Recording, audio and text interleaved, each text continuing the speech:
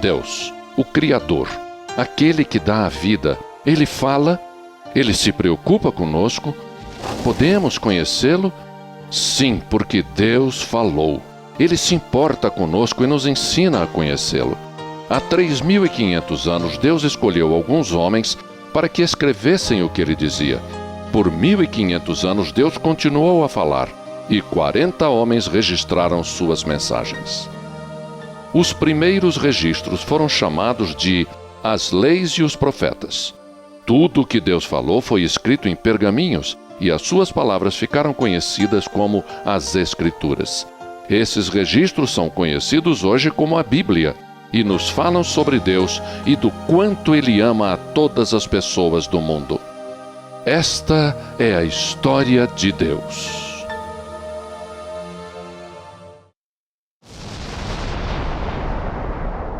No início, Deus criou os céus e a terra. A terra era sem forma, vazia, escura e coberta de água. O Espírito de Deus se movia sobre as águas e Deus disse: haja luz, e houve luz. Ele separou a luz da escuridão e chamou a luz de dia e a escuridão de noite. E foi a noite e a manhã do primeiro dia. Deus disse: que haja um grande espaço entre as águas debaixo do céu e as de cima, e chamou o espaço de céu. E foi a noite e a manhã do segundo dia. E disse Deus que as águas debaixo do céu se ajuntem em um lugar e que haja um espaço seco, o qual ele chamou de terra. E chamou mares ao conjunto de águas.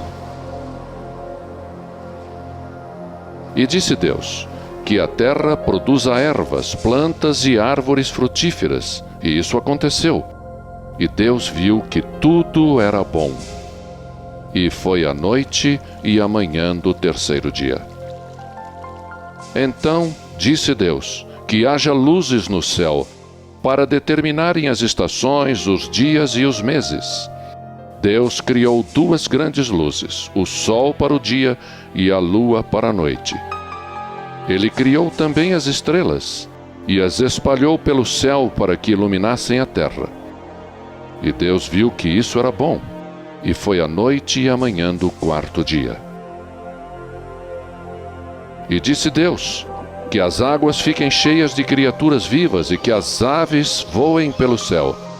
Deus criou grandes animais marinhos, criou peixes, aves, e viu que tudo era bom, e disse: sejam frutíferos e se reproduzam.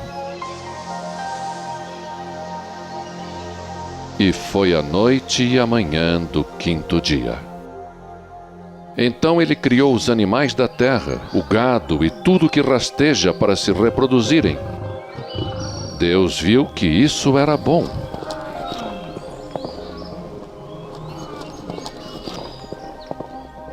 E disse Deus: façamos o homem à nossa imagem e semelhança. E formou o homem do pó da terra. Assoprou em suas narinas o sopro da vida, e o homem tornou-se uma alma vivente. Assim Deus criou o homem à sua imagem. Deus chamou o primeiro homem de Adão. Adão chamou a mulher de Eva.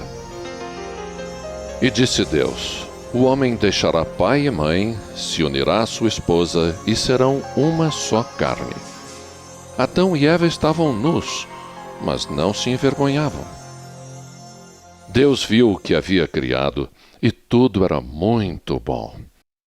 E foi a noite e a manhã do sexto dia. Os céus e a terra ficaram prontos. No 7º dia, Deus terminou o seu trabalho e santificou o dia.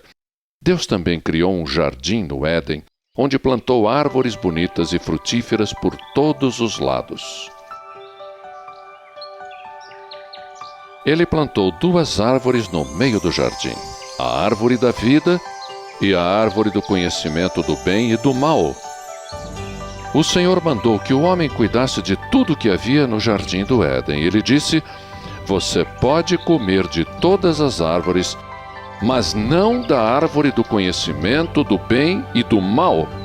Jamais coma o fruto daquela árvore, porque no dia em que você comer, você morrerá. Para mostrar quanto amava Adão e Eva, Deus supriu todas as suas necessidades, a fim de que aproveitassem a vida ao máximo. Deu-lhes também a capacidade de fazer escolhas. Deus queria que Adão e Eva mostrassem quanto o respeitavam, obedecendo a apenas uma ordem: a de não comer da árvore proibida. Adão e Eva podiam usufruir todas as coisas para viverem felizes no lindo jardim. Só precisavam confiar na sabedoria de Deus e respeitar a autoridade dele. Deveriam ser gratos e felizes pela liberdade que tinham, mas a liberdade só traz alegria quando fizermos boas escolhas.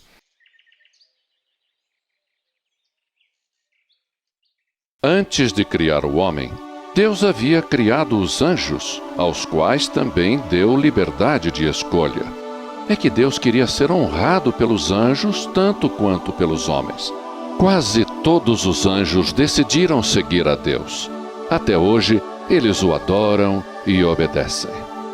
Mas alguns anjos fizeram uma péssima escolha. Eles escolheram Lúcifer, o anjo mais bonito que existia, para ser o líder deles. Por ser arrogante e orgulhoso, Lúcifer perdeu a sua posição junto ao trono de Deus. Por sua rebeldia, foi expulso do céu. Lúcifer, Satanás, desafiou a Deus, dizendo: erguerei meu trono acima das estrelas de Deus. Eu serei igual ao Deus Altíssimo. Lúcifer, chamado na Bíblia de Diabo e Satanás, quer a adoração que pertence só a Deus. Satanás engana as pessoas para ser adorado por elas. Com as suas mentiras e religiões falsas, causa dor, sofrimento e destruição. Então Deus disse a Lúcifer: você será lançado nas profundezas do inferno.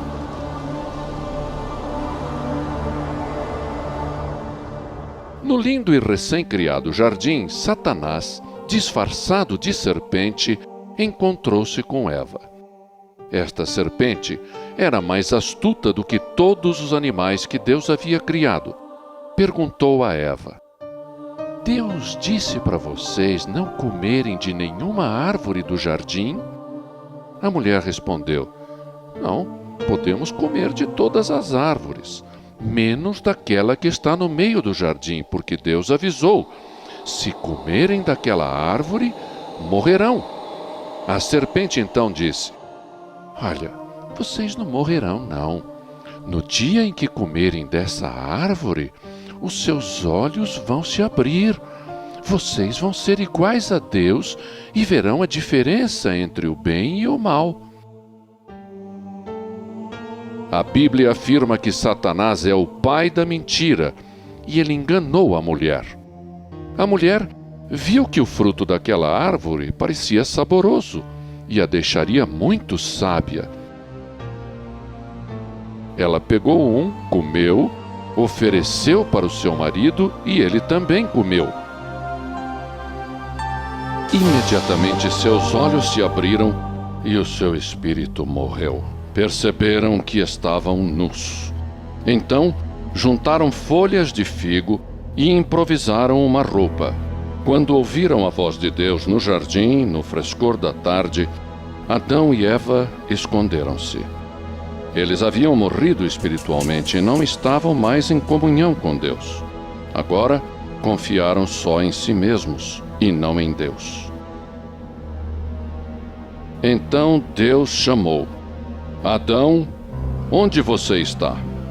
Adão respondeu: ouvi a sua voz no jardim, eu fiquei com medo porque eu estava nu, então eu me escondi. Deus perguntou: quem lhe contou que estava nu? Você comeu da árvore proibida? Adão respondeu: a mulher que o Senhor me deu, ela me ofereceu o fruto e eu comi. O Senhor perguntou a Eva: o que é que você fez? Ela respondeu: a serpente, ela me enganou. Então Deus disse à serpente: Você será maldita entre todos os animais, e passará o resto da vida rastejando e comendo pó. Causarei inimizade entre você e a mulher, e o descendente dela esmagará sua cabeça. Esta é a primeira vez que a Bíblia fala sobre a vinda do Salvador, nascido de mulher, para derrotar o diabo. Deus disse a Eva: Aumentarei seu sofrimento. Sentirá dores quando tiver filhos, e será dominada por seu marido. Deus disse a Adão: Você deu ouvidos à sua mulher, e comeu da árvore proibida. Por isso a terra está amaldiçoada. Ela vai produzir espinhos e ervas daninhas. E você terá que suar para ganhar o pão de cada dia. Eu criei você do pó, e para o pó você voltará. As roupas de folhas não cobriam Adão e Eva. Deus então lhes fez roupas de pele de animais. Deus precisou matar um animal. Assim, por meio de Adão, o pecado e a morte entraram no mundo. Mas Deus já tinha planejado perdoar a desobediência humana com a morte de um inocente. Ele sabia que as pessoas, sendo tolas, rejeitariam sua orientação e tentariam ser donas de suas vidas. Deus chama a rejeição de pecado.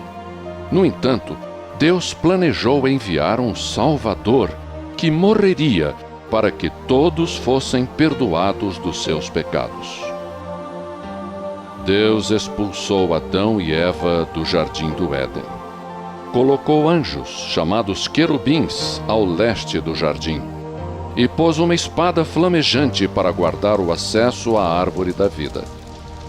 Quando Adão pecou, todas as pessoas foram condenadas à morte. Mas na história de Deus, a esperança nunca morre. Eva ficou grávida. Ao dar à luz, disse: O Senhor me deu um filho homem. Ela lhe deu o nome de Caim. Depois Eva teve outro filho, Abel. Abel decidiu ser pastor de ovelhas.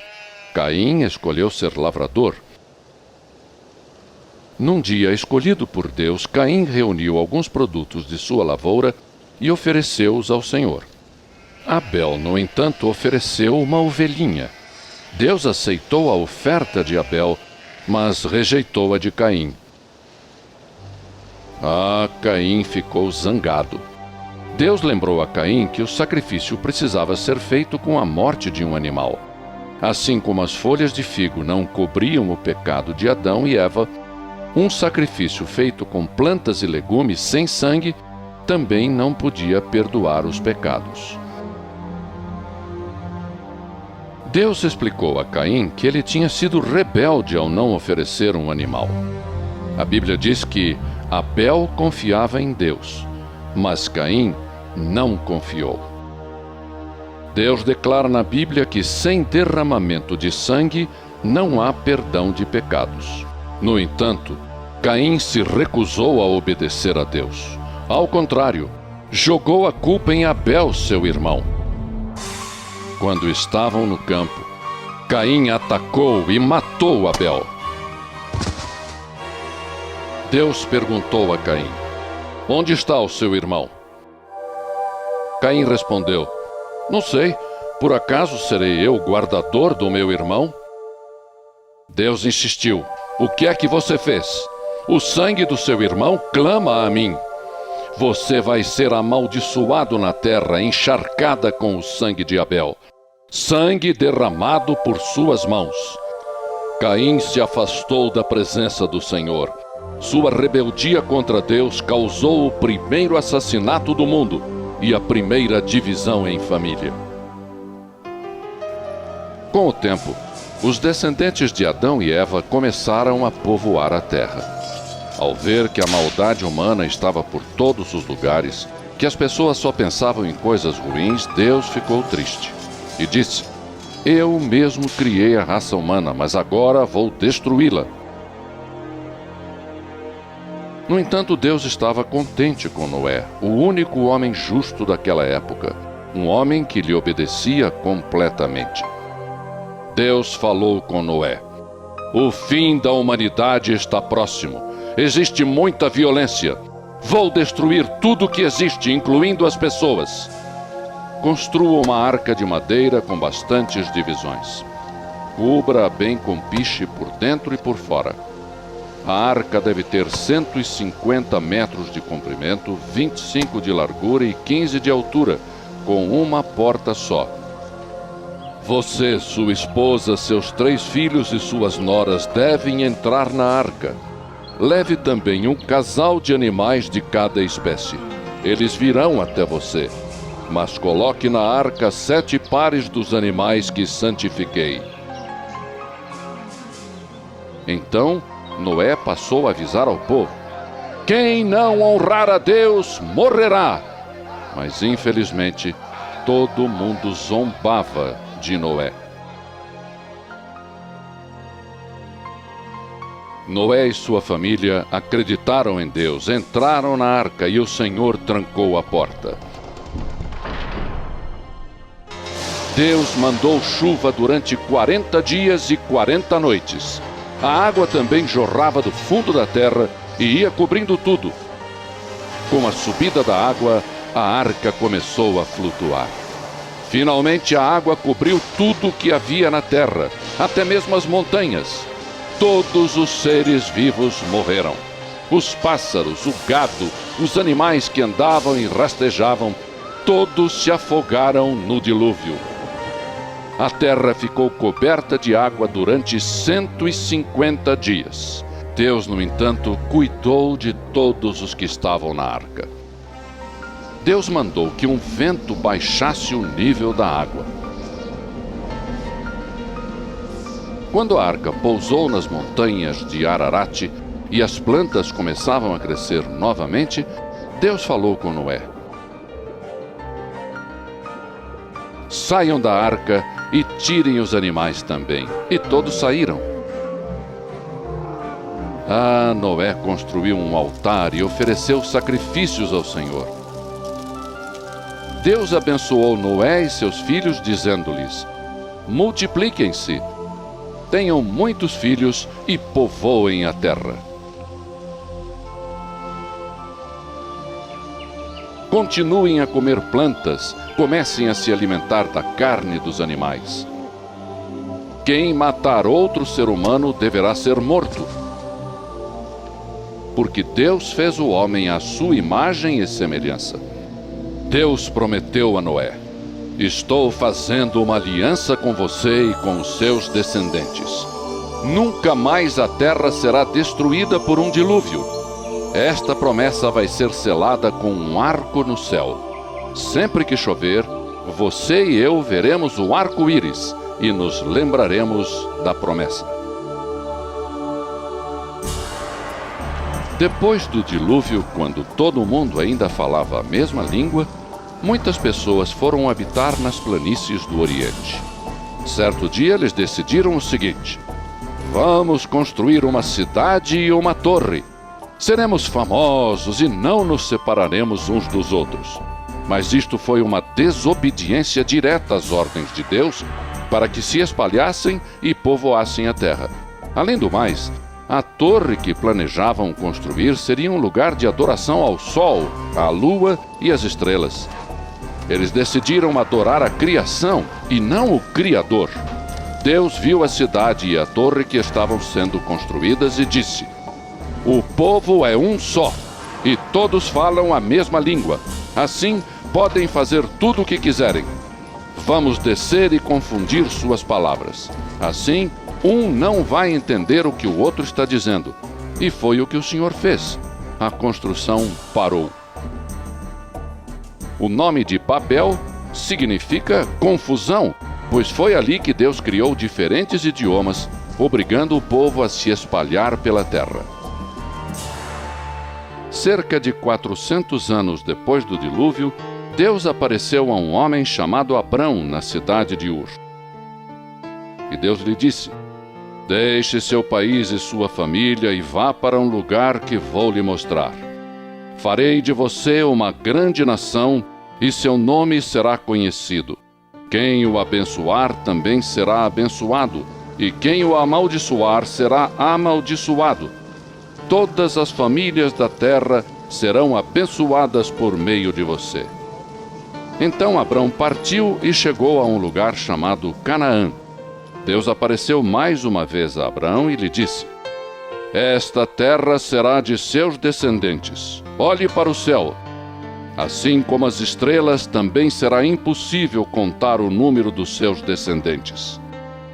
Embora Abrão e Sarai, sua esposa, não tivessem filhos, ele acreditou em Deus. Abrão era uma pessoa de fé, por isso Deus o considerou um homem justo. Abrão perguntou: Senhor Deus, como posso ter certeza de que esta terra será minha? Deus respondeu: vai acontecer o seguinte: seus descendentes viverão 400 anos num país estrangeiro, onde serão maltratados e escravizados. Porém, mais tarde, eu julgarei aquele país. Só na 4ª geração é que seus descendentes ficarão livres. Quando saírem daquela terra, trarão consigo uma grande fortuna. Mas Sarai, esposa de Abrão, não conseguia ter filhos e já era idosa. Então ela conversou com Abrão: peço-lhe que tenha filhos com Agar, minha escrava egípcia, pois eles serão meus filhos. Abrão errou em não acreditar que o Senhor lhe daria um filho com a sua esposa. O filho de Abrão e Agar foi chamado de Ismael. 13 anos depois, quando Abrão tinha 99 anos, o Senhor lhe apareceu de novo e disse: eu sou o Deus poderoso. Estou mudando seu nome para Abraão, pai de multidões. E o nome de sua esposa será mudado para Sara, princesa. Abençoarei sua esposa, e ela terá um filho seu, e será mãe de nações. Então Abrão implorou ao Senhor: que Ismael viva diante de ti. Deus lhe respondeu: atenderei seu pedido e abençoarei Ismael. Multiplicarei os descendentes dele. Farei dele uma grande nação. Ismael deu origem aos países árabes. Deus continuou: mas será com o filho de Sara e com os seus descendentes que farei uma aliança eterna. Algum tempo depois, Sara deu à luz a um filho que foi chamado de Isaque. Quando Isaque já era um jovem, o Senhor pediu que Abraão provasse quanto o amava. Deus o chamou: Abraão. Estou aqui, respondeu Abraão. Deus lhe ordenou: pegue seu filho, seu único filho Isaque, a quem você tanto ama, e vá para a terra de Moriá. Eu indicarei o monte onde você deverá sacrificar Isaque como oferta queimada. No dia seguinte, bem cedo, Abrão levantou-se, chamou Isaque e partiram. No 3º dia de caminhada, Abraão olhou adiante e viu o local indicado pelo Senhor. Ele pegou a lenha do sacrifício e entregou para Isaque carregar. Abraão pegou uma tocha e uma faca e os dois subiram o monte juntos.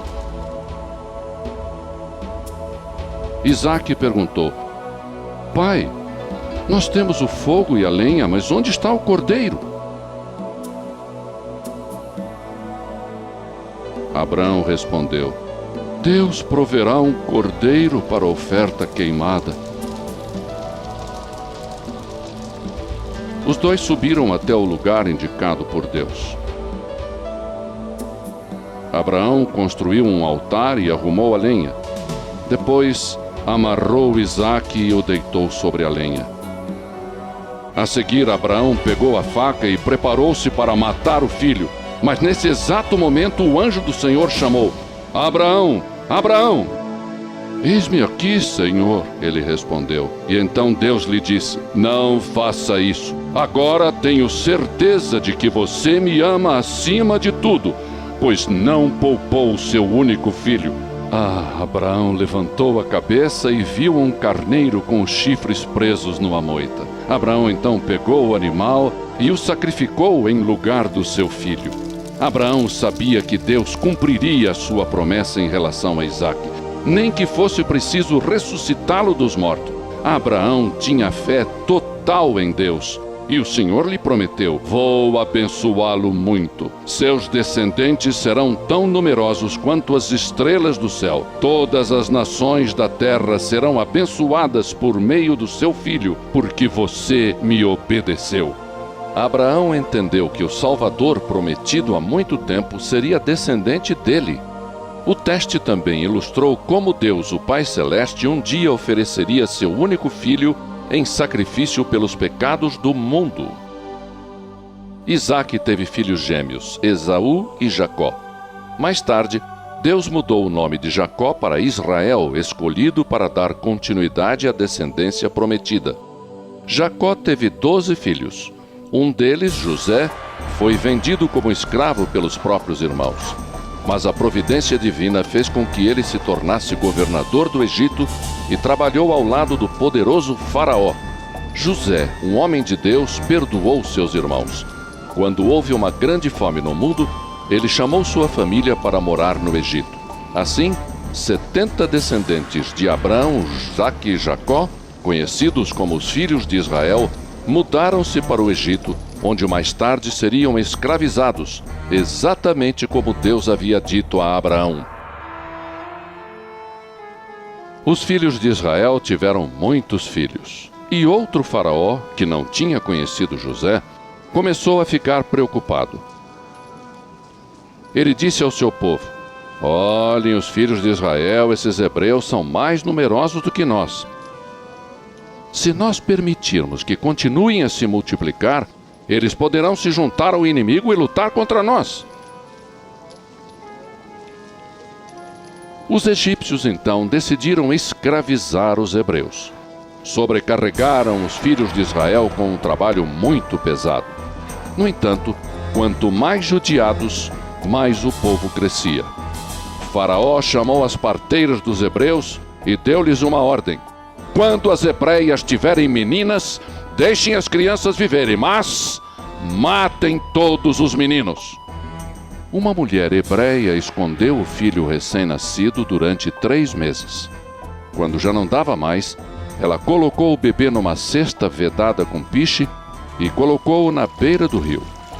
Quando a filha de Faraó foi tomar banho, ela viu a cesta e, ao ver o bebê chorando, a princesa sentiu pena dele e disse: esta criança é dos hebreus. Ela levou o nenê para casa e criou-o como se fosse seu próprio filho. A princesa deu-lhe o nome de Moisés, que significa tirado das águas. Quando Moisés ficou adulto, ele foi visitar seus parentes que ainda eram escravos. Moisés viu um egípcio batendo num hebreu. Quando achou que ninguém estava olhando, matou o egípcio e escondeu o corpo na areia. No entanto, Faraó ficou sabendo da morte do egípcio. Então Moisés fugiu e foi viver em um lugar chamado Midian. 40 anos depois, com aquele faraó morto, os filhos de Israel ainda choravam na escravidão. Deus ouviu o lamento deles e decidiu cumprir a promessa feita a Abraão, Isaque e Jacó. Moisés havia se tornado pastor de ovelhas. Um dia, quando estava cuidando do rebanho no deserto, o anjo do Senhor lhe apareceu no meio de um arbusto que estava em chamas. O arbusto estava pegando fogo, mas não se queimava. Moisés pensou: tenho que descobrir por que o arbusto, mesmo em chamas, não se queima. Ao se aproximar, Deus o chamou do meio do arbusto. Moisés, Moisés, estou aqui, respondeu Moisés. Deus avisou: não chegue mais perto. Tire os sapatos, pois você está pisando em terra santa. Sou o Deus dos seus pais. o Deus de Abrão, de Isaque e de Jacó. Moisés escondeu o rosto com medo de olhar para Deus. E o Senhor disse mais: tenho visto as aflições do meu povo no Egito e ouvi seu lamento.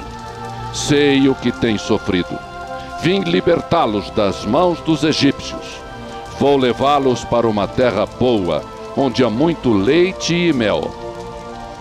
Moisés, vou mandar você falar com o faraó e pedir-lhe que deixe meu povo sair do Egito. Moisés respondeu: mas quem sou eu para falar com o faraó?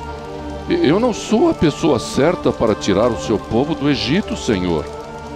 Quando eu disser aos filhos de Israel: o Deus de seus pais me mandou aqui, e eles perguntarem: como é o nome dele? O que é que eu respondo? Deus falou a Moisés: eu sou o que sou. Você vai dizer aos filhos de Israel: eu sou, me mandou aqui.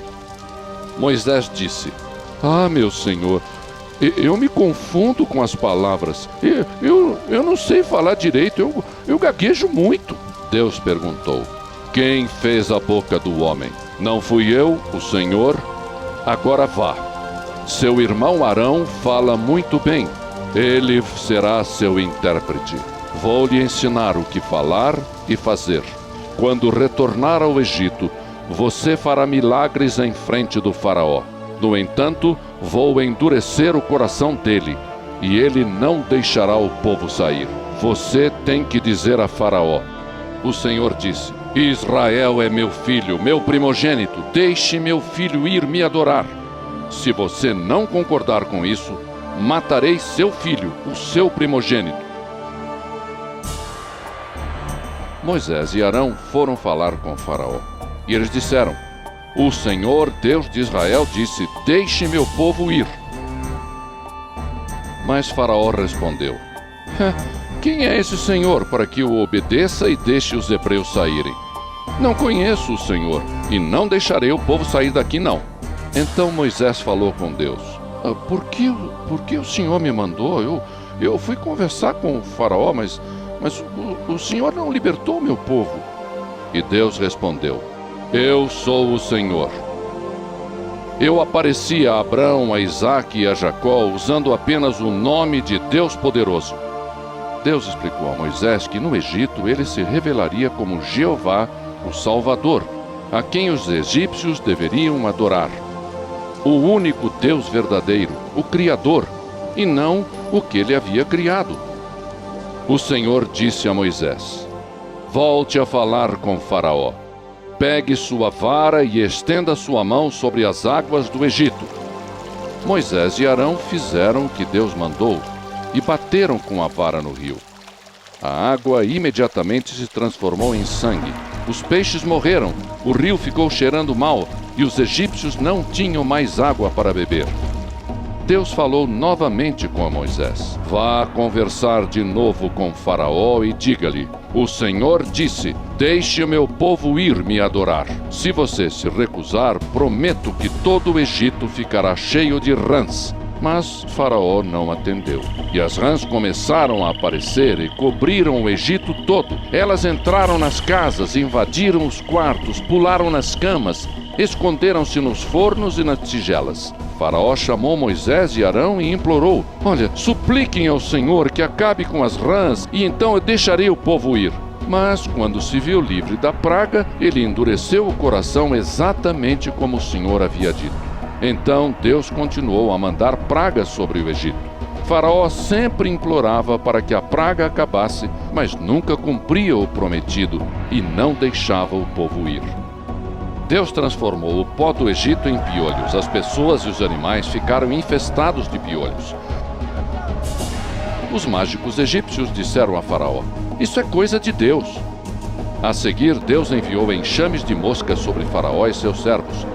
Mandou também uma praga terrível que acabou com o rebanho do Egito, mas nenhum animal dos filhos de Israel morreu. Moisés então se colocou diante de Faraó e jogou um punhado de cinzas para cima. As cinzas provocaram feridas nos egípcios e em seus animais. Depois o Senhor avisou que iria fazer chover pedras sobre o Egito. Quem acreditou nas palavras de Deus escondeu seus empregados e os animais dentro de casa. Mas quem fez pouco caso do que ele disse, deixou os empregados e o rebanho para fora. Então caíram do céu pedras misturadas com fogo e arruinaram a plantação, destruíram as árvores e mataram empregados e animais que estavam fora de casa. As pedras só não caíram na terra de Gozém, onde os hebreus moravam. A seguir, Deus mandou uma praga de gafanhotos. Os insetos tomaram conta do Egito a tal ponto de que o país ficou totalmente escuro. Eles comeram todas as plantas que não foram destruídas pelas pedras. Não restou nenhuma folha verde em todo o Egito. Depois, o Senhor mandou uma escuridão enorme. Durante 3 dias, o Egito ficou mergulhado em trevas profundas. Ninguém enxergava um palmo adiante do nariz. Não podiam sair de casa. Porém, nas casas dos filhos de Israel havia luz. Mesmo assim, Faraó não permitiu que todo o povo saísse e até ameaçou Moisés: saia da minha frente. No dia em que você aparecer por aqui de novo, vai morrer. Moisés respondeu: você está certíssimo. Nunca mais nos veremos. Deus disse a Moisés: vou mandar só mais uma praga, e aí será Faraó quem vai implorar para o povo ir embora. Essa praga vai matar todos os primogênitos do Egito, desde o filho do Faraó, o rei, até o filho do empregado mais humilde. Haverá um choro desesperado por todo o Egito. Um choro como nunca se ouviu antes, nem se ouvirá depois. Moisés, reúna todo o povo de Israel e diga-lhe o seguinte: cada família deve escolher um cordeiro de 1 ano de idade, macho e sem nenhum defeito. Daqui a 4 dias, ao entardecer, todos devem matar o animal escolhido. Molhem um maço de hisopo no sangue do cordeiro e salpiquem os batentes das portas. Ninguém deve sair de casa antes do amanhecer.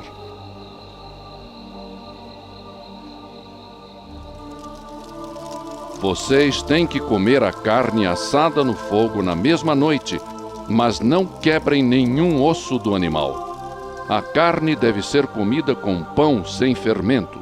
Tem que ser assim, pois é a Páscoa do Senhor.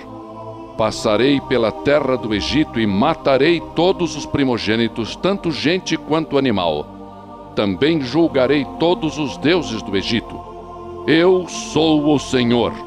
E o sangue nos batentes é a garantia de vida nas casas em que vocês estiverem, pois não permitirei que o destruidor mate ninguém onde houver sinal de sangue. Para não se esquecerem desta data, vocês deverão celebrar anualmente a refeição do pão sem fermento. Esta celebração será chamada de a Páscoa do Senhor. Os hebreus fizeram tudo exatamente como Deus havia ordenado por meio de Moisés e Arão. E à meia-noite, tudo aconteceu. Deus matou todos os primogênitos do Egito, desde o filho de Faraó, o rei, até o filho de quem estava preso. Até mesmo as primeiras crias dos animais foram mortas. Faraó e seus empregados e todos os egípcios acordaram no meio da noite e houve muito choro naquela terra, pois não havia nenhuma casa onde alguém não tivesse morrido. Mas ninguém morreu nas casas que haviam sido borrifadas com sangue. Então, de noite mesmo, Faraó mandou chamar Moisés e Arão e disse: acordem todo mundo, vocês e os hebreus devem se afastar do meu povo. Saiam, vão adorar ao Senhor como tanto querem. Os egípcios apressaram os hebreus, implorando-lhes que partissem o mais rápido possível. Se vocês não forem embora, todos nós morreremos, eles choravam. Na saída, os egípcios deram suas joias e ouro para os hebreus. Os filhos de Israel, cerca de 1 milhão de pessoas, saíram levando seus rebanhos.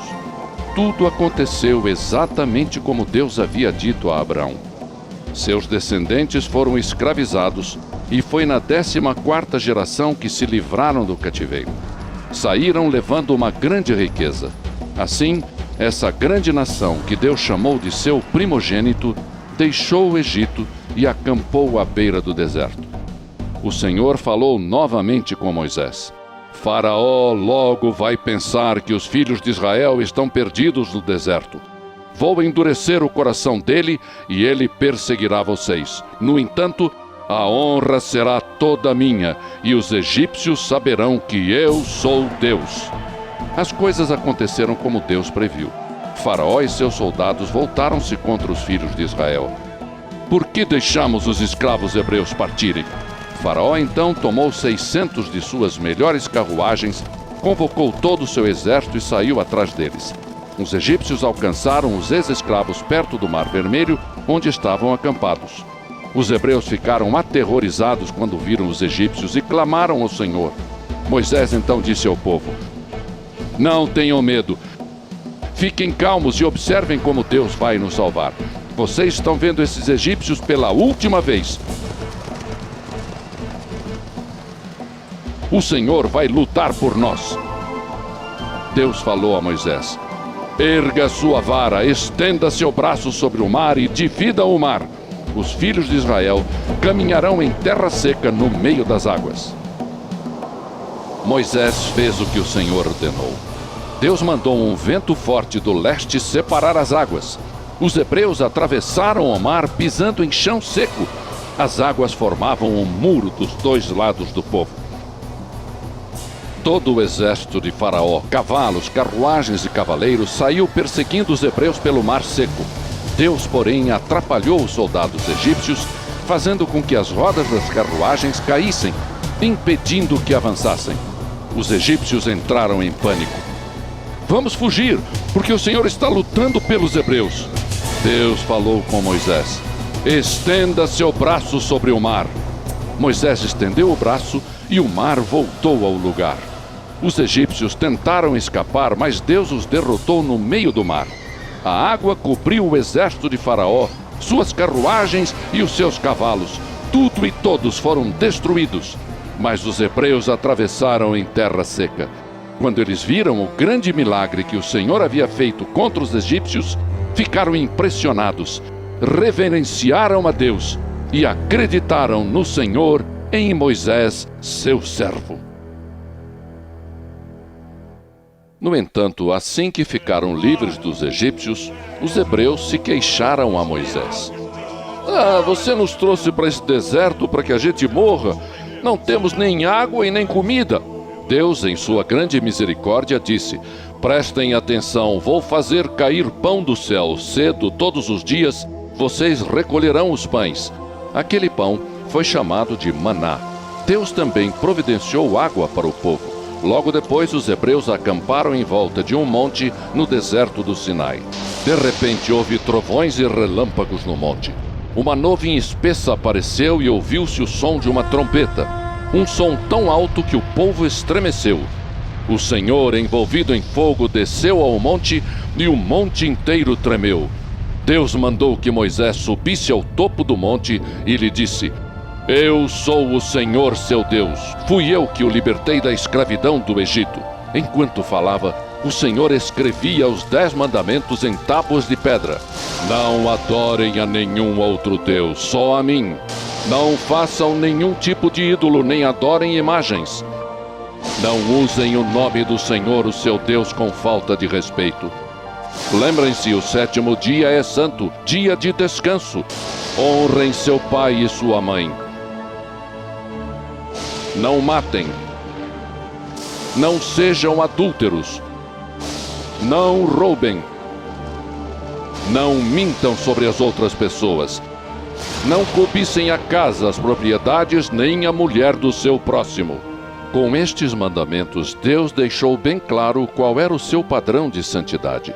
Ele também instruiu Moisés sobre o que deveria ser feito quando alguém desobedecesse suas leis. Deus disse: Construa um altar de terra e dedique-o a mim. Use-o para oferecer os sacrifícios e abençoarei vocês. O sangue cobrirá seus pecados e eu perdoarei vocês. Depois de 40 anos no deserto, finalmente os israelitas, hoje também chamados de judeus, entraram em Canaã, a terra prometida. Os moradores de Canaã não aceitaram Jeová como Deus e lutaram contra os filhos de Israel. Deus protegeu os judeus enquanto tomavam posse da terra prometida a Abraão, a Isaque e a Jacó. Deus mandou que os sacerdotes se encarregassem dos sacrifícios de animais e que liderassem os cultos. Uma vez por ano, o sumo sacerdote colocava-se atrás da cortina sagrada que separava o povo da presença de Deus. Ali, o sacerdote intercedia pela nação junto a Deus. Depois de muitos anos, os israelitas coroaram um rei chamado Davi. Foi Deus quem escolheu Davi e o chamou de um homem de acordo com o seu coração. O Senhor falava com o povo por meio de Davi e de outros homens conhecidos como profetas. Quando os israelitas pecavam, o Senhor falava contra eles pelos profetas, avisando que se não se arrependessem, ele permitiria que outra nação os dominasse. Apesar de todos os avisos, os judeus desobedeceram a Deus e rebelaram-se, rejeitando suas leis e matando os profetas.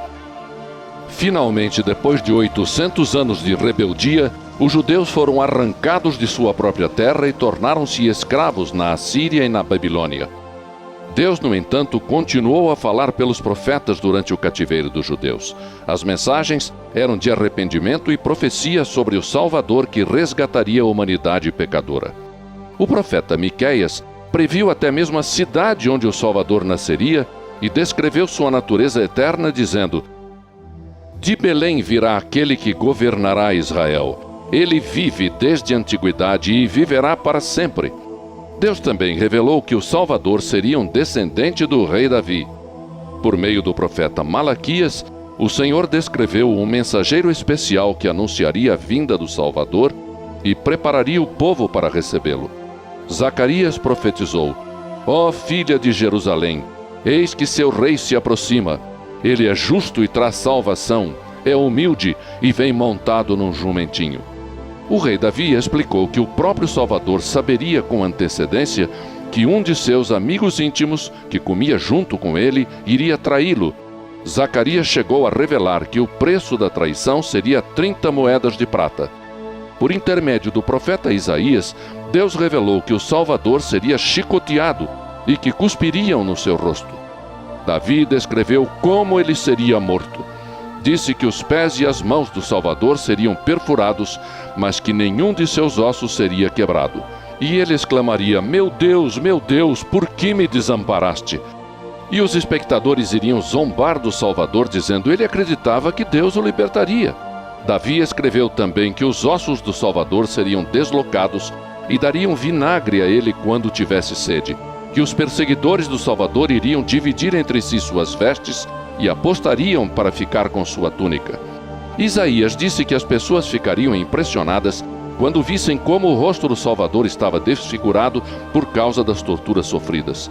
As profecias afirmam que um dia os habitantes de Jerusalém olhariam para o Salvador a quem traspassaram. Tudo isto estava nas Escrituras centenas de anos antes do Salvador vir ao mundo. Após 70 anos de cativeiro, Deus permitiu que seu povo voltasse para Israel. Só um grupo pequeno decidiu regressar, mas tanto os judeus que voltaram como os que moravam em outros lugares continuaram a ser dominados por outras nações. 500 anos mais tarde, quando Roma governava Israel, 2 jovens judeus, Maria e José, ambos descendentes do rei Davi, planejaram se casar. Mas antes que isso acontecesse, Maria ficou grávida por meio do Espírito Santo de Deus. Um anjo do Senhor apareceu a José num sonho e disse: José, não tenha medo de aceitar Maria como sua esposa, pois o nenê que ela espera foi concebido pelo Espírito Santo. Essa criança é o Filho de Deus. Quando o menino nascer, você vai lhe dar o nome de Jesus, que significa Salvador, porque ele salvará o povo dos seus pecados. Tudo aconteceu exatamente como o profeta Isaías havia previsto. O Senhor lhes dará um sinal. Eis que uma virgem dará à luz um filho, e o nome dele será Emanuel, que significa Deus conosco. José e Maria precisaram ir a Belém para se recensear e pagar os impostos. Enquanto estavam lá, Maria deu à luz seu primeiro filho, que foi chamado de Jesus. Como foi profetizado, Jesus nasceu em Belém, e era filho de um descendente do rei Davi. À noite, naquelas redondezas, alguns pastores tomavam conta de seus rebanhos. Um anjo de Deus apareceu e a glória do Senhor brilhou ao redor dos pastores, que ficaram com muito medo. Mas o anjo disse: "Não tenham medo, pois tenho uma notícia maravilhosa para todas as pessoas. Hoje nasceu o Salvador, que é Cristo o Senhor." Jesus foi adquirindo conhecimento e a graça de Deus estava com ele. Jesus foi crescendo, tornando-se cada vez mais sábio e era amado por Deus e pelas pessoas. Quando Jesus estava com mais ou menos 30 anos, um homem chamado João Batista começou a pregar e a batizar no deserto, dizendo: "Arrependam-se, preparem-se para o Senhor." João era o mensageiro que os profetas tinham dito que anunciaria a vinda do Salvador. Jesus foi até o Rio Jordão para ser batizado por João. Quando João viu Jesus, ele anunciou: "Eis o Cordeiro de Deus que tira o pecado do mundo." Após ter sido batizado, Jesus saiu imediatamente da água. Os céus se abriram e o Espírito de Deus desceu na forma de pomba e brilhou sobre ele. Uma voz vinda do céu declarou: "Este é o meu Filho amado, estou muito feliz com ele." Jesus passou 40 dias no deserto e depois disto, Satanás, que havia conseguido enganar Eva no jardim do Éden, quis tentar Jesus, mas Jesus não pecou. Por fim, Satanás levou a Jesus até um monte bem alto e lhe mostrou todos os reinos do mundo, com todas as suas riquezas, e prometeu: "Eu lhe dou tudo isto, se você se ajoelhar e me adorar." Jesus respondeu: "Afaste-se de mim, Satanás, porque Deus escreveu: vocês adorarão o Senhor seu Deus e só a Ele servirão." Enquanto estava no mundo, Jesus, o Filho de Deus, viveu em forma de homem e foi tentado do mesmo jeito que nós somos. No entanto, ele nunca pecou. Jesus foi bem-sucedido naquilo em que Adão fracassou. Isto mostra que Jesus podia mesmo ser o Salvador da humanidade, o Cordeiro mandado por Deus. Jesus mostrou de várias maneiras e através de muitos milagres que ele era o Salvador prometido. Numa festa de casamento, transformou água em vinho. Um dia, Jesus curou um homem que era aleijado há 38 anos. Um leproso, que precisava viver afastado de todo mundo, viu Jesus, ajoelhou-se e disse: "Se quiser, o Senhor pode me curar." Jesus tocou no homem e disse: "Eu quero, fique limpo." E imediatamente a lepra desapareceu. Em outra ocasião, Jesus fez um cego de nascença enxergar. Uma mulher que sofria de uma hemorragia que os médicos não conseguiam curar, tocou o manto de Jesus. Ele olhou para ela e disse: "Filha, a sua fé lhe curou. Vá em paz." Inúmeras pessoas com diferentes tipos de doenças foram levadas a Jesus e ele curou a todas. Jesus escolheu 12 homens que o seguissem. Ele lhes deu poder e autoridade sobre o mal. Os 12 discípulos foram enviados a pregar sobre o reino de Deus e a curar enfermos. Jesus ficou conhecido por todos os lugares. Grandes multidões se juntavam para ouvir os seus ensinos e ser curadas. Certa vez, 5.000 pessoas se reuniram e não tinham o que comer. Jesus pegou o lanche de um menino, pão e peixe, e fez uma oração. Esse lanche foi multiplicado e todas as pessoas foram alimentadas e ainda sobraram 12 cestos. Mesmo assim, as pessoas continuavam pedindo mais provas de que Jesus tinha mesmo vindo de Deus e disseram: "Nossos antepassados comeram maná lá no deserto. Está registrado nas Escrituras que ele mandou pão do céu para o povo comer." Jesus respondeu: "O pão de Deus é aquele que veio do céu e dá vida ao mundo." Eles pediram: "Senhor, dá-nos sempre deste pão." Jesus respondeu: "Eu sou o pão da vida. Quem vem a mim nunca terá fome. Quem crer em mim nunca terá sede." Jesus contou que sofreria muito e seria desprezado pelos líderes religiosos, que seria morto, mas ressuscitaria no terceiro dia. Muitos líderes religiosos e políticos rejeitaram os ensinos de Jesus. No entanto, um deles, um fariseu chamado Nicodemos, foi procurá-lo à noite, pois queria conhecer a verdade. Jesus explicou-lhe: se a pessoa não nascer de novo, não poderá ver o reino de Deus. Nicodemos perguntou: mas como um homem pode nascer de novo se já é velho? Ele poderia entrar de novo no ventre de sua mãe e nascer outra vez? Jesus explicou: quem nasce da carne é carne, e quem nasce do Espírito é Espírito. Não fique admirado de eu ter dito que você precisa nascer de novo. Nicodemos perguntou: como pode acontecer isso? Jesus o repreendeu porque lhe dava aulas de religião, mas não entendia as verdades espirituais. Então Jesus falou sobre o nascimento espiritual, dizendo: Deus amou tanto o mundo que deu seu único filho, para que todo aquele que nele crê não pereça, mas tenha a vida eterna. Deus não mandou seu filho condenar o mundo, mas salvar o mundo. A verdadeira condenação é a seguinte: a luz veio ao mundo, mas as pessoas amaram mais as trevas do que a luz, pois faziam o que era errado. Quem crê no Filho tem a vida eterna. Quem não crê no Filho não tem a vida, mas a ira de Deus ficará sempre sobre ele. Mais tarde, Nicodemos entendeu e creu. A uma mulher estrangeira, Jesus disse: quem beber a água que eu dou, nunca mais terá sede. Essa água, dentro da pessoa, se transformará num poço que jamais irá secar. A mulher disse: bem, eu sei que o Messias virá e será chamado de Cristo. Quando vier, ele vai nos explicar tudo.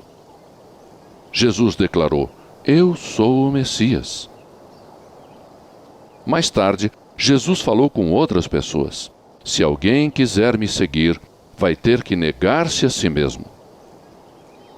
Qual é a vantagem se uma pessoa conseguir muitas riquezas neste mundo, mas perder a sua alma? Cuidado, não sejam gananciosos. A vida não é feita de bens materiais. Onde estiver o seu tesouro, ali estará também o seu coração. Os principais sacerdotes e alguns líderes religiosos reuniram-se para conversar. Olha, temos que agir. Este homem está fazendo muitos milagres. Se deixarmos que continue, todo mundo vai acreditar nele e os romanos vão tirar de nós o poder de controlar as pessoas. Enquanto isso, Jesus ensinava com grande autoridade. Ele foi ao templo, expulsou as pessoas que negociavam lá dentro e lhes disse: as Escrituras afirmam: minha casa é casa de oração, mas vocês a transformaram num covil de ladrões.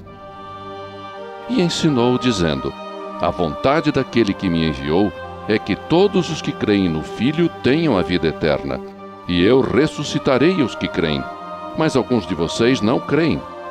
Desde o começo, Jesus sabia quem não cria nele e quem iria traí-lo.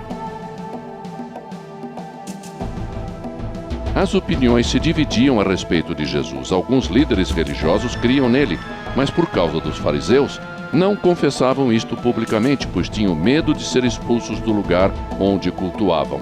Preferiam agradar mais aos homens do que a Deus.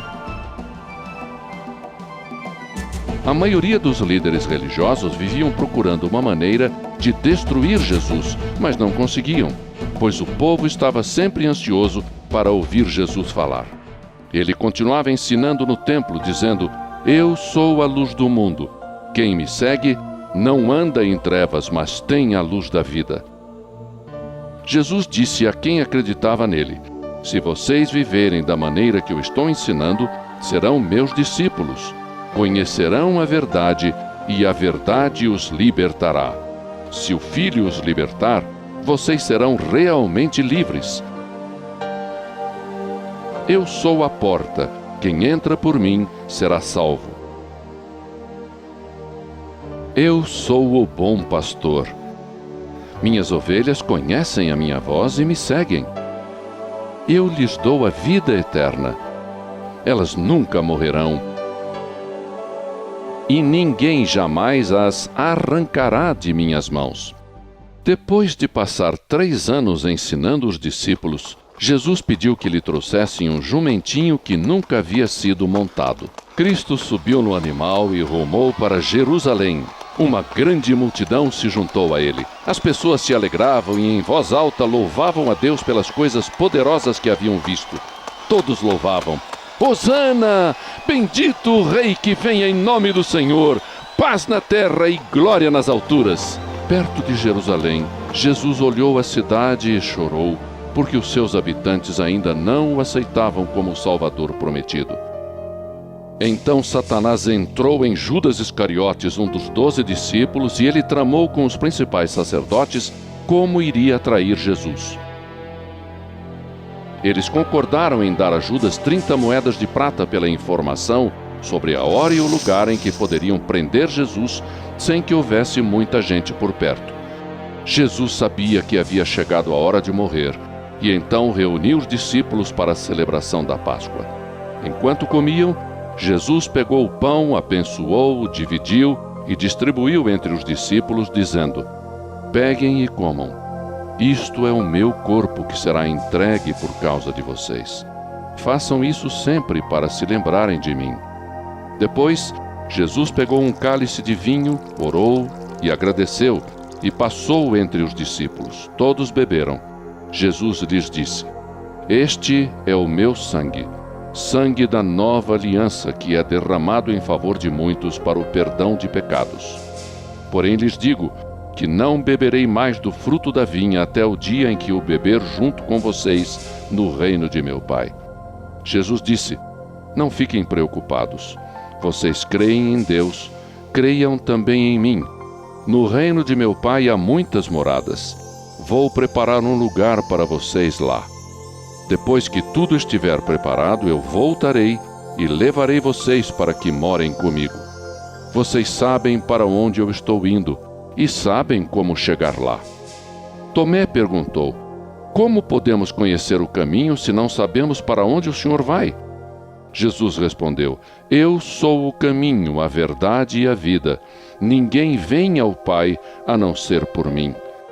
Naquela noite, Jesus avisou os discípulos que haveria dificuldades pela frente.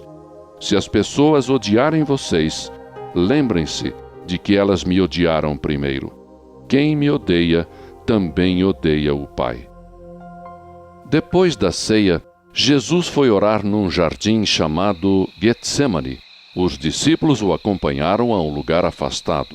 Depois de Jesus ter orado, os sacerdotes mais importantes, a guarda do templo e alguns líderes religiosos apareceram à sua procura. Judas, que havia acabado de comer com Jesus, liderava o grupo.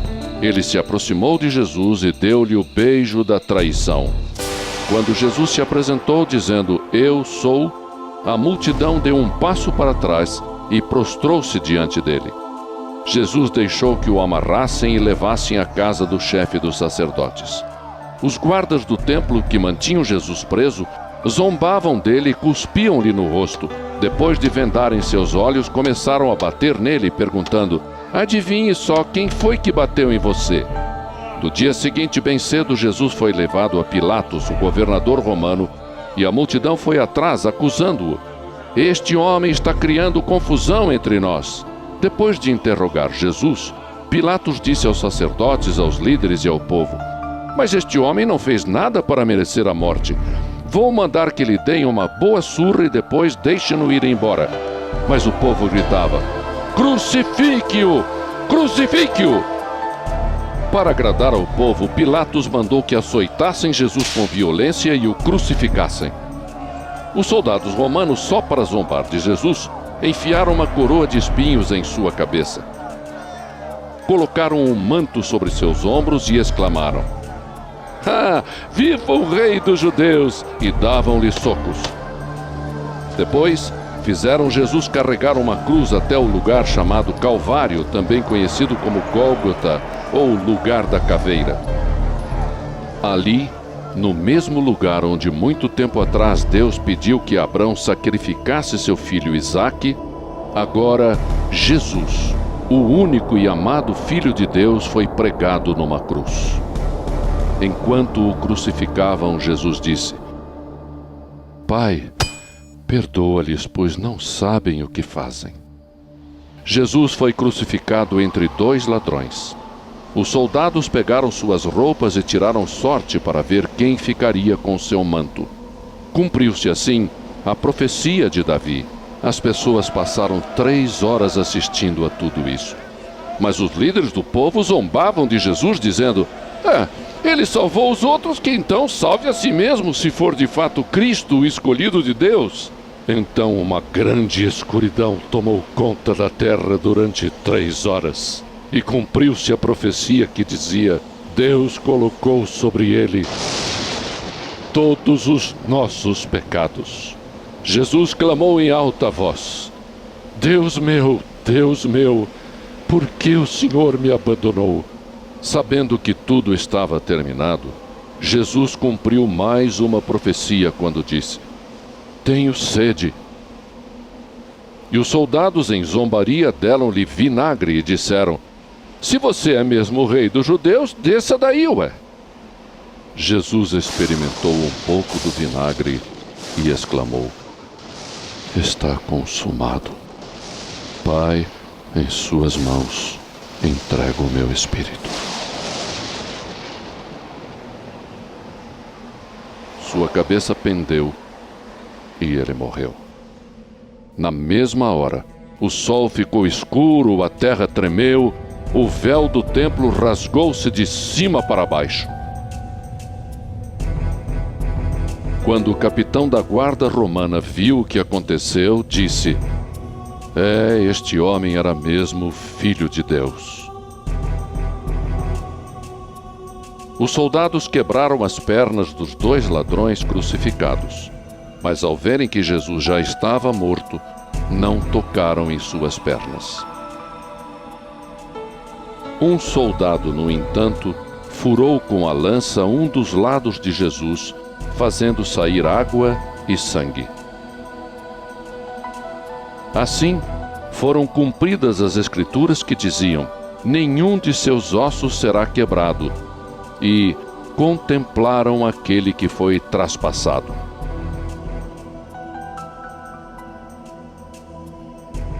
Dois líderes religiosos, os discípulos ocultos José de Arimateia e Nicodemos, enrolaram o corpo de Jesus num lençol de linho com ervas aromáticas e foram sepultá-lo.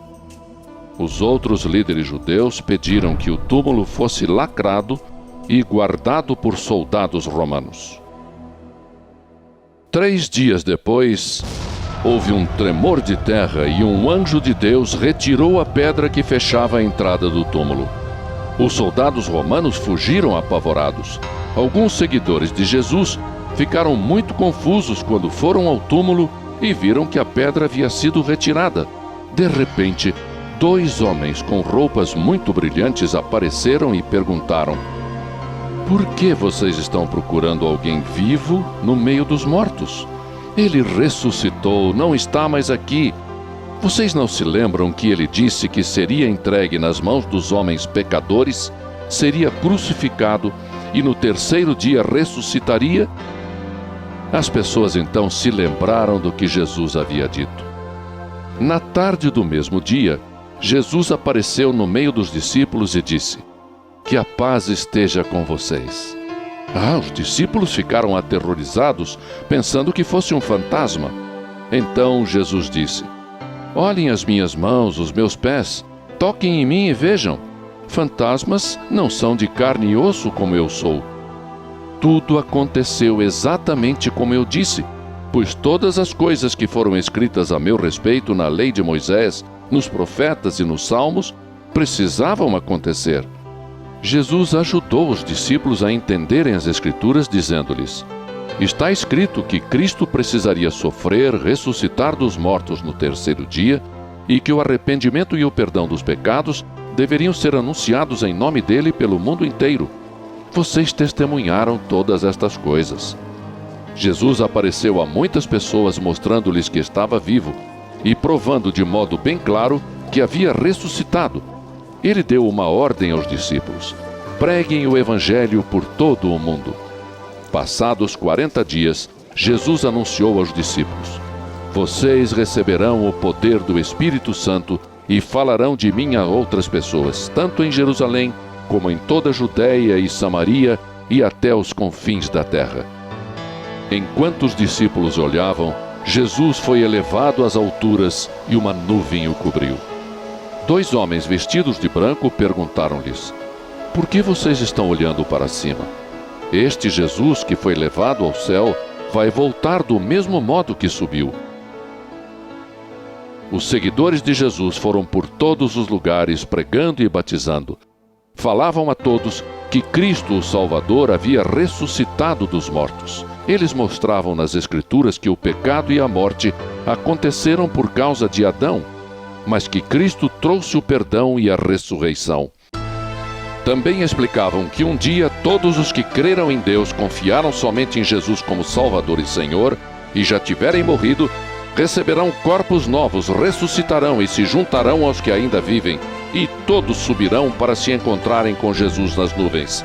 A Bíblia diz ainda que os céus se abrirão, Jesus voltará à terra como Rei vitorioso e Juiz perfeito. Em suas vestes estará escrito Rei dos Reis, Senhor dos Senhores. Os exércitos do céu, montados em cavalos brancos, acompanharão o Senhor. Jesus ficará em pé no Monte das Oliveiras, exatamente como disse o profeta Zacarias, e o monte se dividirá ao meio, e Cristo reinará sobre toda a terra. No entanto, depois de 1000 anos, Satanás enganará as pessoas mais uma vez. Porém, Deus enviará fogo do céu para destruir todos os seguidores de Satanás. E finalmente, Satanás, o enganador, será jogado num lago de fogo e será atormentado para todo sempre. Então, todos os mortos, adultos e crianças, ficarão em pé diante do trono branco face a face com Deus. As pessoas cujos nomes não forem encontrados no livro da vida serão jogadas no lago de fogo. Mas o povo de Deus viverá com ele no novo céu e na nova terra, e Deus enxugará de seus olhos todas as lágrimas. A morte, o sofrimento e o choro deixarão de existir. Também não haverá mais dor. Todas essas coisas ficarão para trás. Não haverá necessidade de velas nem da luz do sol, pois a glória de Deus e o Cordeiro serão a luz, e eles reinarão para sempre. A árvore da vida estará lá, e a maldição colocada sobre os seres humanos desaparecerá. Jesus nos diz hoje: venham a mim todos os que têm sede e bebam livremente da água da vida. Eu voltarei logo. Quem obedecer às minhas palavras será abençoado. Quem obedecer à Bíblia e crer naquele que me enviou, tem a vida eterna e não será condenado, mas já passou da morte para a vida. Esta é a história de Deus que você acabou de ouvir. Como você viu, Deus, o Criador e Doador da vida, preocupa-se conosco. Você também pode conhecê-lo e descobrir o plano maravilhoso que Ele tem para você. Mas Deus é santo e Ele nos impõe algumas condições. Ele quer ser adorado como o único Deus de sua vida. Do mesmo modo que Adão e Eva deixaram de confiar em Deus e pecaram, também pecamos ao tentar viver sem Ele. A Bíblia diz que, mesmo que você cumpra todos os mandamentos de Deus, continua sendo pecador e culpado diante dele. Você nunca alcançará o padrão da santidade de Deus, mesmo sendo muito religioso ou caridoso. Você está perdido e separado dele. Mas Deus entende sua incapacidade e o ama tanto que mandou seu Filho sofrer e morrer por seus pecados. A Bíblia diz que o salário do pecado é a morte, mas o presente de Deus é a vida eterna por meio de Jesus Cristo, nosso Senhor e Salvador. A salvação é um presente. Ninguém jamais vai se orgulhar de poder comprá-lo com boas obras. No capítulo 3 do Evangelho de João, lemos: que Jesus disse a Nicodemos que ele precisava nascer de novo para ter a vida eterna. Você também tem que nascer espiritualmente para fazer parte da família de Deus. Deus é espírito, e você não pode se comunicar com ele enquanto não tiver a natureza espiritual. Se você quer ser filho de Deus e quer aceitar a Jesus como seu Salvador, converse então com Deus neste instante. Você pode orar assim: querido Senhor, eu reconheço que sou pecador, que me rebelei contra o Senhor. Obrigado por ter mandado Jesus, que morreu na cruz no meu lugar e recebeu o castigo pelos meus pecados. Eu quero que Ele entre em minha vida e seja o meu Salvador e Senhor. Obrigado, Jesus, por entrar em minha vida. Amém. Se você fez esta oração e quer saber mais sobre Deus, deve fazer 3 coisas: falar sempre com Deus em oração. Segunda, ouvi-lo por meio da leitura da Bíblia. E terceiro, encontrar uma igreja onde as pessoas amem a Deus e a sua palavra. Assim, você o conhecerá cada vez mais e melhor. Se você deseja aprender mais sobre como andar com Deus, escreva para o endereço abaixo e que Deus o abençoe.